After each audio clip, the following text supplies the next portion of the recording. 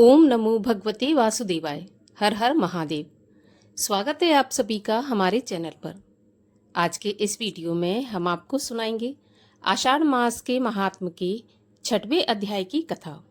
अभी तक अगर आपने 5 अध्यायों की कथा नहीं सुनी है तो आप 5 अध्यायों की कथा सुनकर 6वें अध्याय की कथा का श्रवण करें, तभी आपको पूरी कथा समझ में आएगी।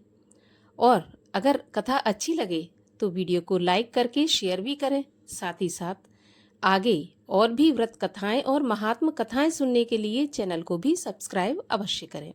तो चलिए अब शुरू करते हैं आषाढ़ मास के महात्म के 6वें अध्याय की कथा। ब्रह्मा जी ने कहा, नारद, मेरे और भगवान श्री विष्णु के इस शब्द युद्ध को देखकर भगवान शिव प्रकट हो गए, लेकिन वह प्रकट हुए तेज पुंज के रूप में। उस तेज पुंज को देखकर हम दोनों का युद्ध रुक गया। भगवान विष्णु भयभीत होकर कहने लगे, ब्रह्मा, ये तेज कहाँ से प्रकट हुआ है? जो इस बात का पता लगा सके वही सबका स्वामी होगा। मुझे तो यह आदि अंत से रहित मालूम होता है, अतः हम दोनों इसका पता लगाते हैं। तुम ऊपर के लोकों की खोज करो, मैं नीचे के लोकों में जाता हूँ। भगवान श्री विष्णु की ऐसी बातें सुनकर मैं अहंकार भरकर उनके कहने के अनुसार पता लगाने के लिए चल पड़ा। लेकिन यह एक मानी हुई बात है कि जो काम अहंकार के साथ किया जाता है वह कभी नहीं होता, बल्कि सुख तथा शांति को भी नष्ट कर देता है। रावण और वाणासुर इत्यादि अहंकार के कारण ही तो नष्ट हुए हैं। बस अहंकार त्यागे बिना कोई भी काम पूरा नहीं हो सकता। भगवान श्री विष्णु श्वेत शूकर का रूप धारण करके पाताल लोक की ओर चले गए। उसी दिन से संसार में श्वेत शूकर प्रसिद्ध हुए। मेरे और भगवान विष्णु के इस चरित्र का जो भी मनुष्य प्रातःकाल ध्यान करता है वह इस लोक में बड़े सुख और ऐश्वर्य को प्राप्त करता है। मैं और भगवान विष्णु दिव्य 1000 वर्ष तक उस ज्योति पुंज का आदि और अंत खोजते रहे, परंतु पार नहीं पा सके और हम दोनों वापस लौट आए, किंतु जिस स्थान से चले थे उसको भी नहीं पा सके। उस स्थान को खोजने में ही हमको दिव्य सहस्त्र वर्ष ही लग गए। तब मैंने सोचा कि मुझको उत्पन्न करने वाला कोई और ही शक्तिमान पुरुष है। यह विचार उठते ही हम उस ज्योति पुंज के पास आ गए और मूर्खता के कारण उत्पन्न हुई शत्रुता का त्याग कर दिया। उसी समय एक आकाशवाणी हुई कि तुम दोनों ही अब योग करो। आकाशवाणी सुनकर हम दोनों ही योग करने लगे और दिव्य ज्योति को संबोधित करके प्रार्थना की कि हे प्रभु, आप शीघ्र ही हमें अपनी वास्तविक स्वरूप का दर्शन दीजिए।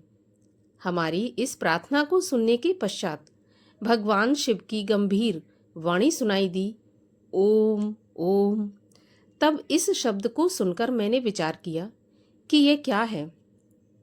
उसी समय भगवान विष्णु ने उस ज्योति पुंज के दक्षिण भाग में सनातन आद्यवर्ण आकार को और उसके उत्तर भाग में उपकार को देखा, फिर मध्य में और अंत में ओम को देखा।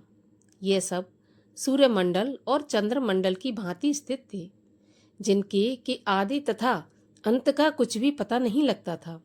बस सत्य, आनंद और परब्रह्म परायण ही दृष्टिगोचर हो रहा था।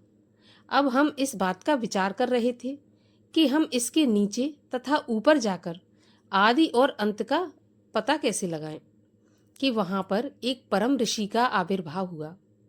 उन परम ऋषि का भगवान श्री विष्णु को पता चला कि अकार, उकार, मकार, नाद और बिंदु का अर्थ होता है कि प्रथम अक्षर लिंग की ज्योति है, दूसरा अक्षर उकार ज्योति का मध्य है, अर्थ मात्रा नाद ज्योति का मस्तक और बिंदु लिंग की ज्योति है।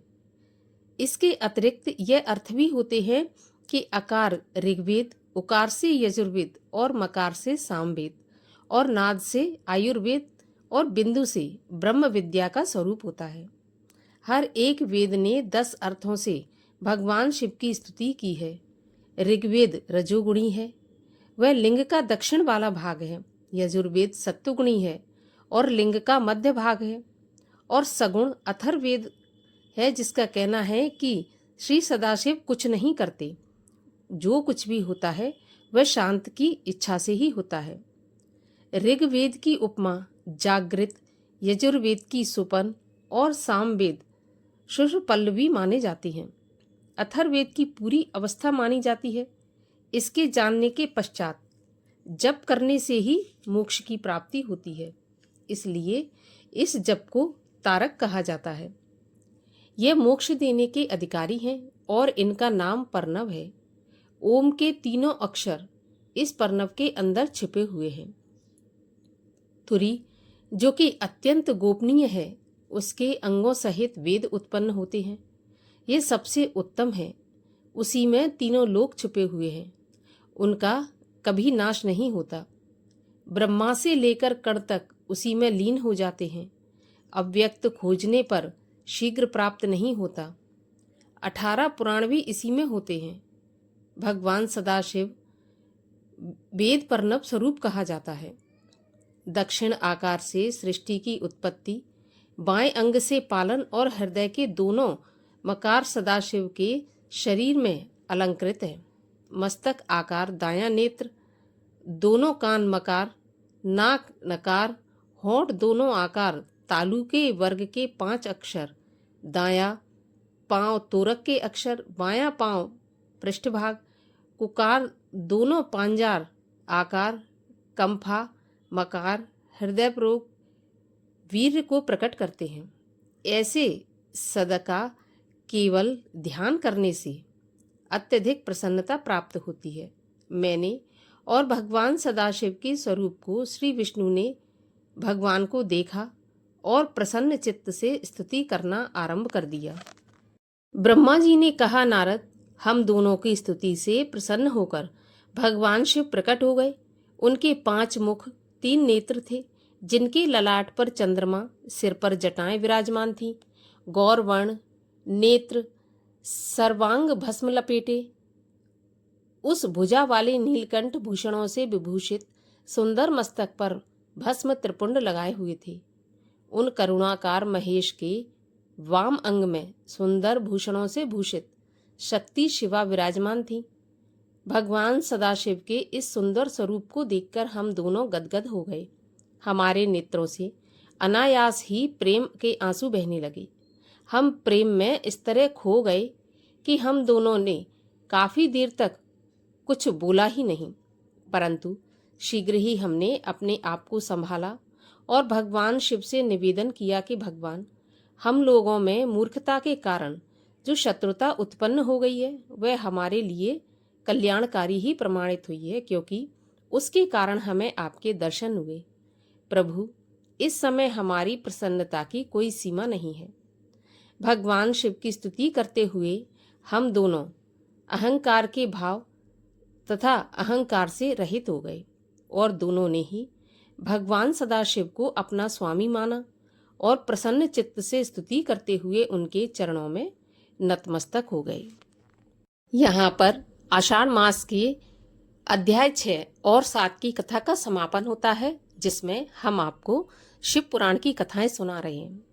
अगले अध्यायों की कथा सुनने के लिए चैनल को सब्सक्राइब अवश्य कर लीजिए और आज की कथा अच्छी लगी हो तो प्लीज़ एक लाइक तो ज़रूर ही कर दीजिए।